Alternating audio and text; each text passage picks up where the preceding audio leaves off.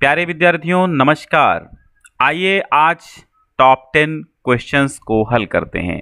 ये top 10 objective question हैं जो कि आपके पेपर में आते हैं। तो पहला प्रश्न आपकी स्क्रीन के सामने है कि प्रजा हितैषी जो समाचार पत्र है, ठीक है, प्रजा हितैषी समाचार पत्र निकालने वाले हिंदी सेवी विद्वान कौन थे। इनके लिए आपको ऑप्शन चुनना है अशोक चक्रधर, मुक्तिबोध, दिनकर या राजा लक्ष्मण सिंह। ठीक है, तो इसका जो राइट आंसर है वो आपका है डी, राजा लक्ष्मण सिंह। आगे बढ़ते हैं अगले क्वेश्चन की ओर। अगला क्वेश्चन हमारा है कि छायावादोत्तर युग का समय कब से कब तक माना जाता है। जी हाँ बच्चों, 1936 से अब तक, 1943 से अब तक, 1953 से अब तक या फिर 1938 से 1943 तक। तो राइट आंसर क्या है फटाफट आप सभी कमेंट कर सकते हैं। मैं आपको राइट आंसर बता दे रहा हूं। राइट आंसर आपका हो जाता है 1938 से 43 तक। ये राइट आंसर आपका है, क्योंकि आप देखिए छायावाद कब से कब तक चला था। छायावाद 1919 से 1938 तक चला था। इसके पश्चात छायावादोत्तर चला था, इसके पश्चात प्रयोगवाद चला था। तो ये जो आपका 1938 का क्रम है, यहाँ से स्टार्ट होता है छायावादोत्तर और 1943 तक चलता है। ठीक 1943 से आपका चल जाता है प्रयोगवादी युग। अगले प्रश्न की ओर चलते हैं। संसद से सड़क तक किसकी रचना है। बच्चों सिंपल सा आंसर आपका है संसद से सड़क तक किसकी रचना है। आपके ऑप्शन है भवानी प्रसाद मिश्र, सुदामा पांडे धूमिल, केदारनाथ अग्रवाल या फिर इनमें से कोई नहीं। फटाफट आप कमेंट कर सकते हैं। एक बार इस सेशन को शेयर कर दीजिए, क्योंकि इंटर की बोर्ड परीक्षाएं निश्चित हो चुकी हैं, होना है। तो आप एक बार इसको शेयर करना बिल्कुल ना भूलें। संसद से सड़क तक किसकी रचना है, तो इसका राइट आंसर हो जाएगा सुदामा पांडे धूमिल। धूमिल की है संसद से सड़क तक। कई बार हम चर्चा कर चुके हैं कि सुदामा पांडे धूमिल जी लिखते हैं कविता में कि एक व्यक्ति रोटी बेलता है, एक व्यक्ति रोटी खाता है, एक व्यक्ति रोटी बेलता है और तीसरा व्यक्ति एक है जो न रोटी बेलता है, न खाता है, न बेलता है, वो मात्र रोटी से खेलता है। मैं पूछता हूँ कौन है, मेरे देश की संसद मौन है। तो ये सुदामा पांडे धूमिल जी की कुछ पंक्तियां थीं। अगला चलते हैं तीसरे प्रश्न की ओर, चौथे प्रश्न की ओर। चौथा प्रश्न आपका है रामधारी सिंह दिनकर किस धारा के कवि हैं। सॉरी, यहाँ पर जो धारा है, धारा नहीं है, धारा है, ठीक है। यहाँ पे आप धारा लिखेंगे। किस धारा के कवि रामधारी सिंह दिनकर किस काव्य धारा के कवि हैं। तो आप देखिए प्रेम व में मस्ती, पहला ऑप्शन आपका है प्रेम व मस्ती, दूसरा कोई सही नहीं है, तीसरा छायावादो युग, चौथा राष्ट्रीय काव्य धारा। तो सिंपल सी बात है, रामधारी सिंह दिनकर मस्ती की कविताएं लिखते थे, प्रेम की नहीं लिखते थे। प्रेम और मस्ती की कविताएं नहीं लिखते थे, क्योंकि ये प्रेम और मस्ती की कविताएं जो लिखते थे उनमें से नहीं थे। तो हरिवंश राय बच्चन जी थे जिन्होंने हालावाद स्टार्ट किया था। तो रामधारी सिंह दिनकर जी छायावाद से भी संबंधित नहीं रहे। और ये इनका राइट आंसर जो हो जाएगा रामधारी सिंह दिनकर का, वो आपका हो जाएगा डी, राष्ट्रीय काव्यधारा के प्रतिनिधि कवि थे रामधारी सिंह दिनकर। ठीक है, यही राइट आंसर आपका हो जाता है। पांचवा प्रश्न आपके सामने है कि तार सप्तक के प्रकाशनकर्ता कौन है। प्रकाशनकर्ता कहो या संपादक कहो या फिर प्रवर्तक कहो, कोई भी बात कह सकते हैं आप। तो तार सप्तक से कौन जुड़े हैं ये आप सभी जानते हैं। देखिए भवानी प्रसाद मिश्र, दिनकर, मुक्तिबोध या आज्ञे।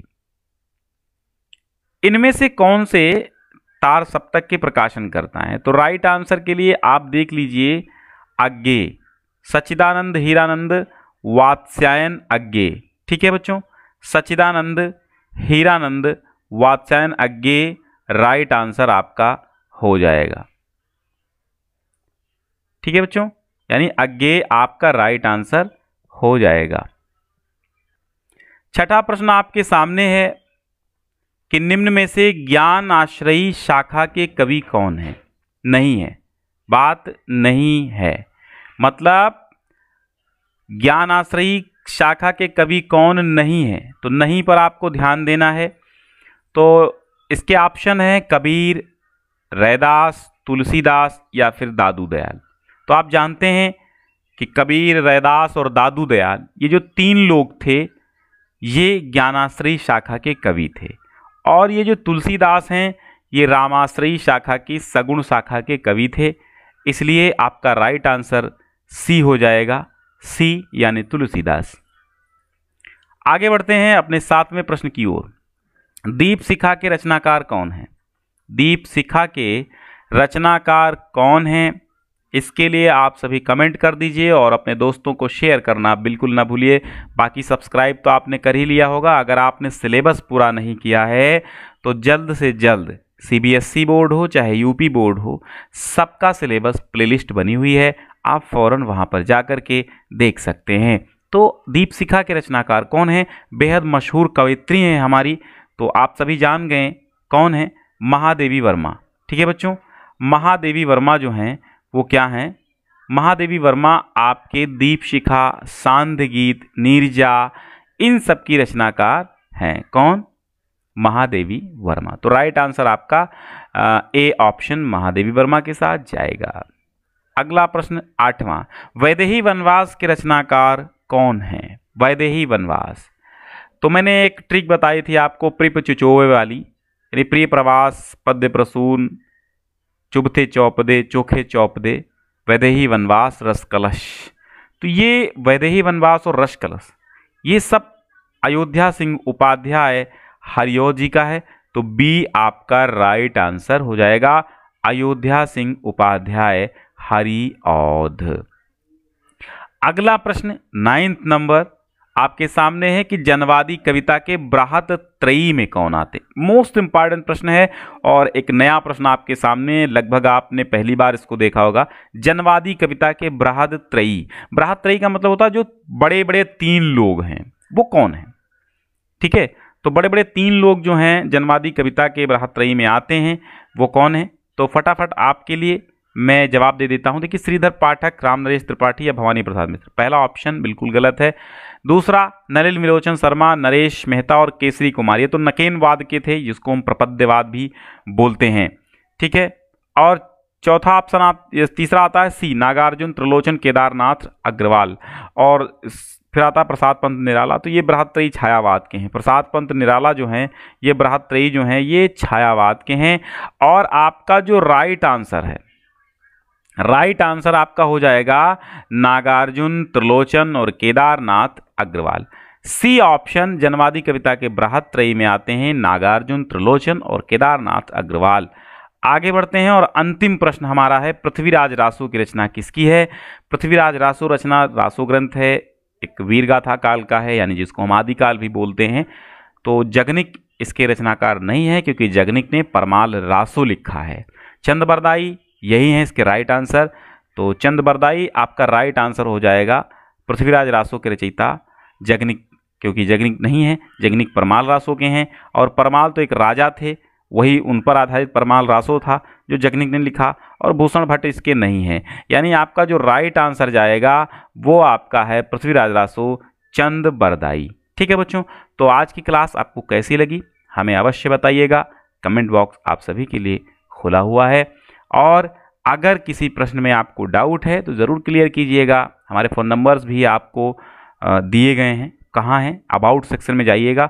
और हाँ, ये 10 के 10 प्रश्न को आपको करने के लिए तुरंत इसकी PDF आपको मिल जाएगी। कहाँ पे?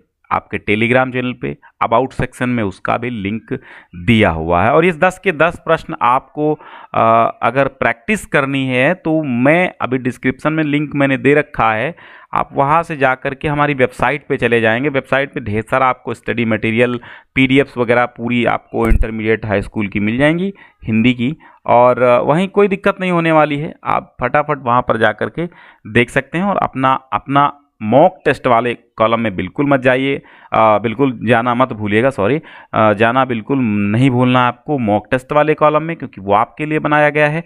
मॉक टेस्ट आप देंगे तो इससे क्या होगा, इससे आपकी प्रैक्टिस और आपकी तैयारी होती रहेगी। बहुत बहुत धन्यवाद आज जुड़ने के लिए, धन्यवाद।